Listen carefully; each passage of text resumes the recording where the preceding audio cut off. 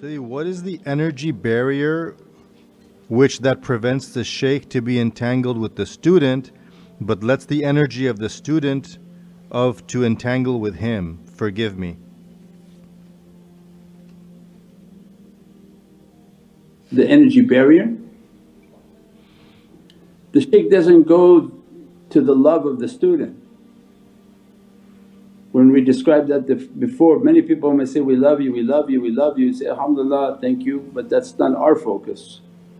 We're not in the reality of loving you. Our love is for our shaykh and for Prophet. The entanglement goes from the power of the ishq. That's why Allah says, I created no man with two hearts. So it's not about everyone loving each other, but you love the shaykh loves his shaykh loves his shaykh. All of them were taught that their love, their magnet is to Sayyidina Muhammad. This is the importance. That's why when people hear love they think this romance, they know they're crazy. That's not that. Their love is to Prophet, their magnet, their love, their heart is a magnet. Can you attach a magnet in two directions? No. So once you attach the magnet to the direction of what you want to be entangled with, if that bond is accepted means then that love and ishq will be locked, but many people won't reach that. So we've described those in other talks. Your duty is to keep your love, your respect, your loyalty, and you prove yourself through good deeds, actions, khidmat, nazar, everything that you're doing is to draw near. And then testing come, and then all of a sudden you see a person runs away. They didn't achieve a love and ran away with it, because nobody runs away from that. When Allah declares that love from the level of the soul, you can't take it away. Like pull your soul out of your body now, tomorrow say, I want to pull my soul out of my body. There's nothing you can do to pull that soul out of the body. So we're trying to achieve that love, and as we're trying to achieve it there's these khashf and har, the visions and energies of the potential of entanglement. So all of these Sufi realities we're being taught, and now science is just catching up with it. So as you're drawing with your soul to the closeness of their reality, you're receiving energies, thoughts, realities, knowledges. They're not from you but from the proximity of that entanglement with the shaykh and his shaykhs and his shaykhs and all. That's why it's like a chain all the way to the presence of Prophet until through difficult testing, through every type of testing to throw you out, make you run and you don't run. And as a result your soul is entangled with the shaykh. You can't take it away, you can't separate it. At that time it's locked as if it's one, and whatever the shaykh is experiencing he is dressing that entangled one. Wherever he is, regardless of any state or condition, is a dress upon his reality. Every time he enters into the presence of Prophet he's been entangled with that reality and he enters into the dress in the presence of Prophet. That's why he said, just look at how their sciences are explaining, and then you can come back to all these Sufi teachings, you say, subhanAllah, they're scientifically explaining it because it's entangled. And they say it's spooky science because we can't understand it. How did it get entangled? And how is this reaction with the superior love, we'll call it the magnetic force. We said there is no gravity.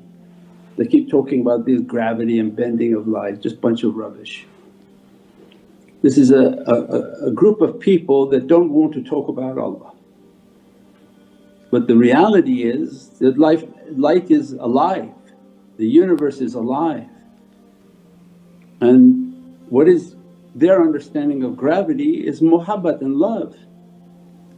If you love the dunya, the gravitational pull, co-gravity, what you love. If you love the world, you'll gravitate towards the world, to material desires. If you follow spiritual teachings, they'll teach you, yeah, you could follow the world, you have to have homes and clothes and all these things, but make your love the magnet of your heart for Prophet. What happens? Your magnet will begin to move in that direction and you begin to lose the gravitational pull of this world. As soon as you close your eyes, you're more with them than here. As soon as you do your salawats, you're more with them than here. And now you're like those ships they talk about. How are the ships able to leave the gravitational force of this earth?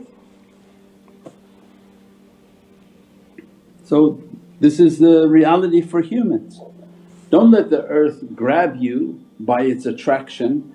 They went up into space and made a whole show. What was that? 6 crazy people in a fake ship going up.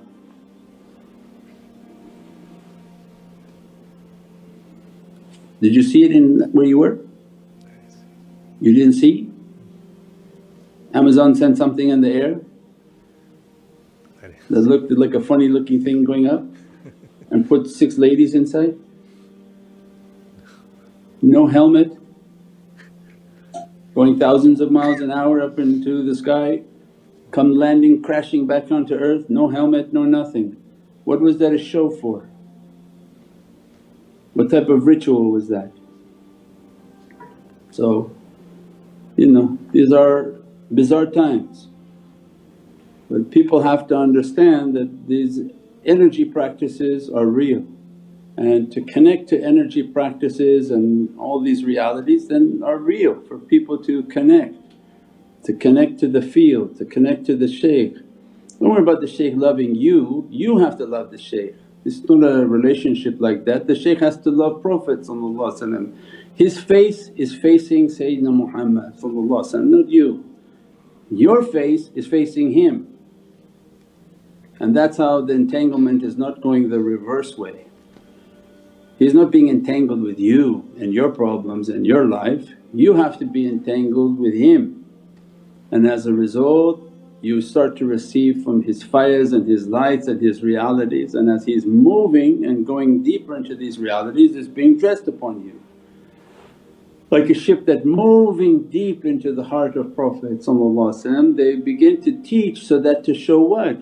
Oh look, this ship is moving very deep into the presence of Prophet. If they don't talk about anything then you think, well, I don't know if I really want to be entangled with this guy. Doesn't look like his ship is going anywhere, well what is going to take me anywhere? So the purpose of realities was what? To teach people that this is where this ship is going. Entangle yourself if you like, if these are the fruits of what you're interested in then entangle yourself.